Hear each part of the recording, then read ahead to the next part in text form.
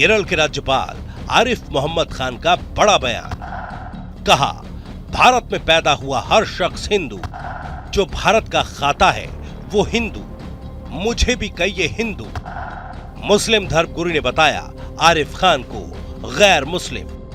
But my complaint, serious complaint against you is, why don't you call me a Hindu?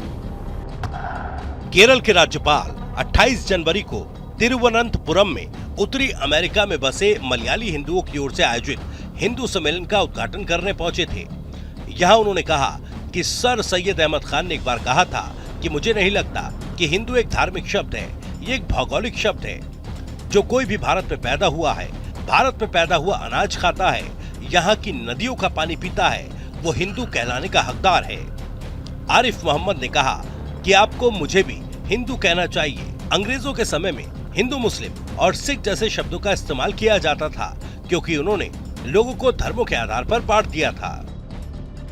My complaint, serious complaint against you is, why don't you call me a Hindu? I do not consider Hindu is a religious term. Hindu is a geographical term. Anybody who is born in India, anybody who lives on the food which is produced in India, anybody who drinks water from the rivers of India is entitled to call himself a Hindu. And you must call me a Hindu. तो वहीं केरल के राज्यपाल आरिफ मोहम्मद खान के बयान पर मुस्लिम धर्मगुरु मौलाना मोहम्मद साजिद रशीदी ने कहा, आरिफ मोहम्मद खान ऐसे इंसान है जिसको मुस्लिम नहीं मानता। उनकी ज़हनियत ऐसी है जो गैर मुस्लिम की भी नहीं हो सकती। देखिए, आरिफ मोहम्मद खान ऐसा आदमी है, हालांकि मैं माफ़ी चाहता हूँ, मैंने ऐसा आदमी बोल दिया। उसको मुसलमान नहीं मानते, क्योंकि वो हमेशा कुरान के ख़िलाफ़, इस्लाम के ख़िलाफ़, मुसलमान के ख़िलाफ़, उनकी ज़हनियत ऐसी है जो एक गैर मुस्लिम की भी नहीं हो सकती।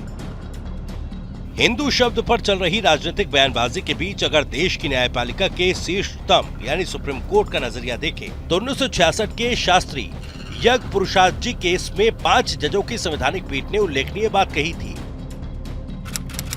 सुप्रीम कोर्ट ने कहा था, इतिहास और व्युत्पत्ति के सिद्धांत बताते हैं कि हिंदू शब्द किस तरह विवादों में घिरा, लेकिन विद्वान सामान्य तौर पर सहमत हैं कि इस शब्द का सीधा संबंध सिंधु नदी से रहा। हिंदू धर्म की व्याख्या करना नामुमकिन न हो तो पेचीदा जरूर रहा। न तो इस धर्म में कोई प्रवर्तक है, न एक भगवान है, न एक धर्म सिद्धांत, न एक दार्शनिक विचार और न ही एक तरह की धार्मिक पद्धति या परंपरा। कुल मिलाकर इसे जीने का तरीका माना जा सकता है और कुछ नहीं। रमेश यशवंत प्रभु केस में सुप्रीम कोर्ट ने इस सवाल का जवाब दिया था कि क्या हिंदुत्व को चुनावी अभियान में इस्तेमाल करना कानून का उल्लंघन है। इसके जवाब में 1996 में सुप्रीम कोर्ट ने कहा था कि हिंदू या हिंदुत्व शब्द को किसी एक धर्म विशेष से जोड़कर समझना गलतफहमी है। ये शब्द भारत के लोगों की प्रकृति और संस्कृति से जुड़े व्यवहारों के संदर्भ में समझा जाना चाहिए। अगर इस शब्द को सांप्रदायिकता भड़काने के लिए गलत अर्थों में इस्तेमाल किया जाता है तो भी इस शब्द का वास्तविक अर्थ बदल नहीं पाएगा।